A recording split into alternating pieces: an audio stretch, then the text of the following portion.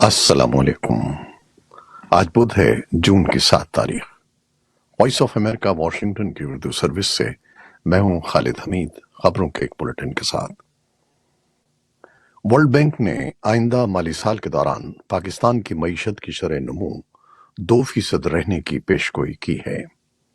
عالمی بینک کی طرف سے کل جاری کی گئی رپورٹ میں کہا گیا ہے کہ پاکستان میں اگست 2022 کے سیلاب کے دیرپا اثرات، معاشی پالیسی کی غیر یقینی صورتحال اور خوراک، توانائی اور درآمدات کی ادائیگی کے لیے غیر ملکی زر مبادلہ کے محدود وسائل کی وجہ سے معاشی سرگرمیاں متاثر ہوئی ہیں، جس سے موجودہ مالی سال کے پہلے 9 ماہ کے دوران صنعتی پیداوار میں تقریباً 25% کمی آئی ہے۔ رپورٹ کے مطابق سال کے آغاز سے اب تک پاکستانی روپے کی قدر میں 20% تک کمی واقع ہو چکی ہے، جس کی وجہ سے مہنگائی میں تیزی سے اضافہ ہوا ہے۔ پاکستان کی حکومت جمعے کو آئندہ مالی سال کا قومی بجٹ پیش کرنے جا رہی ہے، جس کے لیے مجموعی ترقی کی شرح 3.5% رکھنے کی منظوری دی گئی ہے۔ وزیر اعظم شہباز شریف کی اتحادی حکومت ایسے وقت میں سالانہ بجٹ پیش کرنے جا رہی ہے جب بحران کا شکار جنوبی ایشیائی ملک بین الاقوامی مالیاتی فنڈ سے بیل آؤٹ کی تلاش میں ہے۔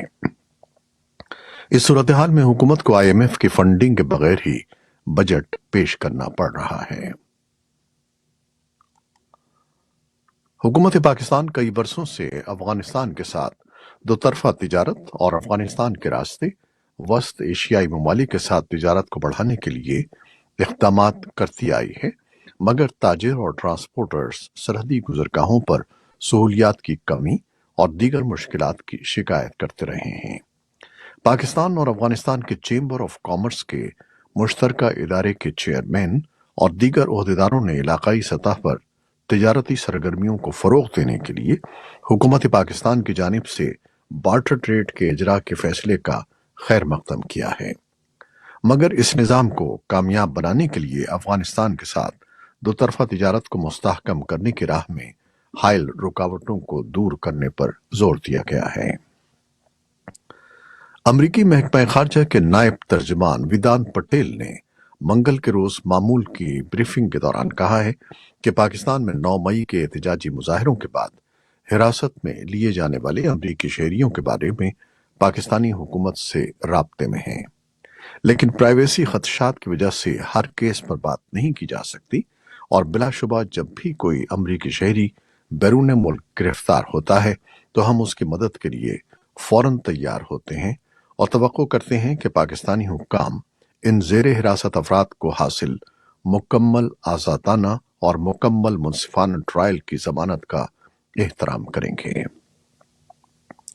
پاکستان میں طالبان کے زیر کنٹرول افغانستان کے سفارت خانے کا کہنا ہے کہ پاکستانی پولیس نے اسلام آباد اور راولپنڈی کے 5 علاقوں میں افغان باشندوں کو حراست میں لینا شروع کر دیا ہے اور 9 مئی کو پاکستان میں ہونے والے مظاہروں کے سلسلے میں متعدد افغان افراد کو گرفتار کر لیا ہے۔ افغانستان کے صوبے بدخشاں میں داعش یا اسلامک اسٹیٹ نے طالبان کے ڈپٹی گورنر کے قتل کی ذمہ داری قبول کر لی ہے اور کہا ہے کہ اس کی علاقائی ذیلی تنظیم ISKP نے یہ مہلک حملہ کیا تھا۔ منگل کے روز ہونے والے کار بم دھماکے کے نتیجے میں ڈپٹی گورنر سمیت 2 افراد ہلاک اور 6 دیگر زخمی ہو گئے تھے۔ ایئر انڈیا کا ایک طیارہ جو نئی دہلی سے سین فرانسسکو کے لیے پرواز کر رہا تھا، انجن میں خرابی پیدا ہونے کے باعث روس میں اتر گیا ہے۔ ایئر انڈیا نے ایک بیان میں کہا کہ بوئنگ طیارہ جس میں 216 مسافر اور عملے کے 16 ارکان سوار تھے، منگل کو ملک کے مشرق بعید میں سائبیریا میں روس کے ماگدان ہوائی اڈے پر بحفاظت اتر گیا۔ بیان میں کہا گیا ہے کہ جہاز کے ایک انجن میں تکنیکی مسئلہ پیدا ہو گیا تھا، جس کی جانچ کی جا رہی ہے۔ انہوں نے بتایا کہ مسافر خیریت سے ہیں اور ان کی دیکھ بھال کی جا رہی ہے۔ بھارت کی اصل اپوزیشن جماعت کانگریس پارٹی کے سینئر رہنما راہل گاندھی نے امریکہ کے 3 شہروں کا اپنا 6 روزہ دورہ مکمل کر لیا ہے۔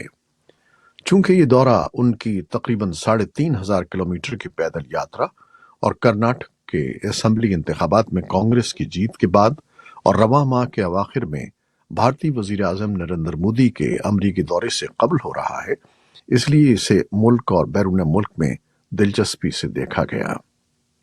وزیر اعظم مودی 22 جون کو امریکی دورے پر جا رہے ہیں اور جہاں وہ امریکی پارلیمنٹ سے خطاب کریں گے۔ امریکی وزیر خارجہ اینٹنی بلنکن نے منگل کو جدہ میں سعودی ولی عہد محمد بن سلمان سے ملاقات کی، جس کے دوران محکمہ خارجہ کے مطابق انہوں نے اس سال کے شروع میں سوڈان سے امریکیوں کے انخلا میں سعودی عرب کی مدد کے لیے شکریہ ادا کیا۔ وزیر خارجہ سعودی عرب کے دورے کے دوران سعودی وزیر خارجہ فیصل بن فرحان اور خلیج تعاون کونسل کے وزرائے خارجہ سے بھی ملاقات کر رہے ہیں۔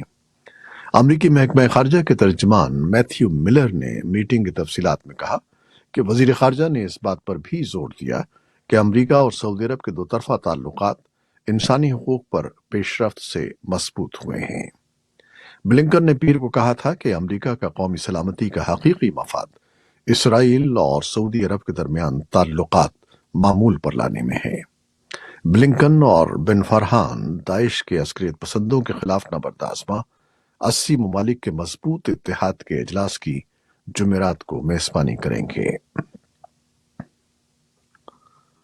یوکرین کے صدر ولادیمیر زیلنسکی نے بدھ کو کہا کہ جنوبی یوکرین میں کاخوفکا ڈیم کے ٹوٹنے کے ایک دن بعد سینکڑوں ہزاروں افراد پینے کے پانی تک سے محروم ہیں۔ زیلنسکی نے ٹویٹ کیا کہ ڈیم کی تباہی جان بوجھ کر کی گئی تھی، جس کے لیے انہوں نے روسی افواج کو مورد الزام ٹھہرایا۔ یوکرین کے حکام کا کہنا ہے کہ دریائے دنیپرو کے کنارے واقع علاقوں سے 17,000 سے زائد افراد کو نکالا جا رہا ہے اور یوکرین کے زیر کنٹرول علاقوں میں تقریباً 40 قصبوں اور دیہاتوں میں سیلاب آ گیا ہے۔ روس کے زیر قبضہ علاقوں سے 900 سے زائد افراد کو نکال لیا گیا ہے۔ روس اور یوکرین دونوں نے خیرسان سے 17 کلومیٹر مشرق میں واقع اس ڈیم کی تباہی کا الزام ایک دوسرے پر لگایا ہے۔ واشنگٹن میں وائٹ ہاؤس نے منگل کو کہا کہ وہ حتمی طور پر یہ نہیں کہہ سکتا کہ بڑے ڈیم کی تباہی کی وجہ کیا ہے، لیکن ان رپورٹس کا جائزہ لے رہا ہے کہ دھماکہ روس نے کیا تھا۔ اقوام متحدہ کے سیکرٹری جنرل انتونیو گوتریس نے کہا کہ شہریوں اور شہری انفراسٹرکچر پر حملے بند ہونے چاہیے۔ العربیہ ٹی وی نے منگل کو اطلاع دی ہے کہ سوڈان کے متحارب عسکری دھڑے امریکہ اور سعودی عرب کی سرپرستی میں جنگ بندی کے لیے مذاکرات دوبارہ شروع کر رہے ہیں۔ فوج اور RSF نے فوری طور پر اس پر کوئی تبصرہ نہیں کیا۔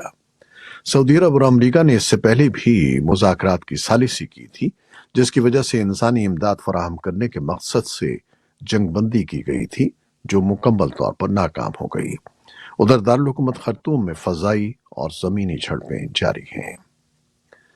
ایران نے لگ بھگ 7 برس بعد سعودی عرب میں اپنا سفارت خانہ دوبارہ کھول دیا ہے۔